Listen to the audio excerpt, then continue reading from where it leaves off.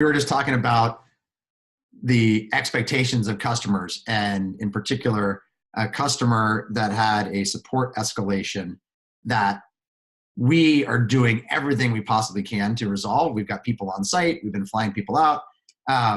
Despite that, we under-communicated it to the customer. So they didn't know everything we were doing to make them successful. And as a result, they were concerned that we weren't. We managed to get that cleared up, but an analogy came up that Mark, you and I were just talking about that I thought would be good to capture. This week, the United States Air Force had an issue with one of their air tankers delivered by Boeing.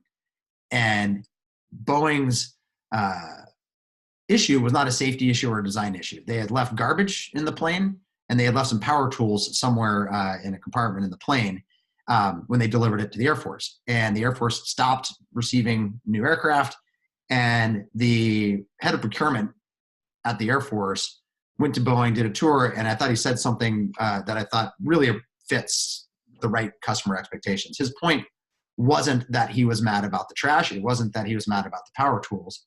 It was that it was clear that people at Boeing weren't following procedure. And if they weren't following the procedure on the trash, certainly there were other procedures that they weren't following. And he's not even asking that they follow procedure. He doesn't want Boeing to just follow procedure.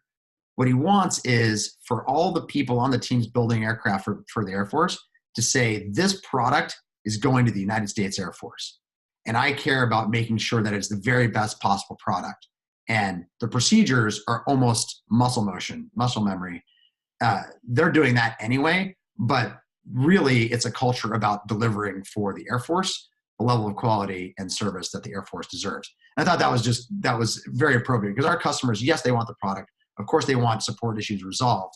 But what they really want is for us to be thinking, hey, that customer is a customer I am going to make fundamentally successful. Not just the customer, but the team that supported us, our advocates, all the users. That's why I'm doing this, not because I've got an SLA. So appreciate you bringing that one up.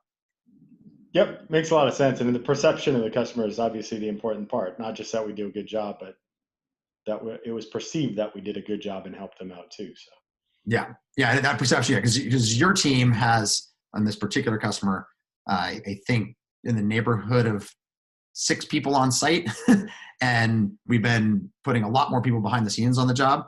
And yep.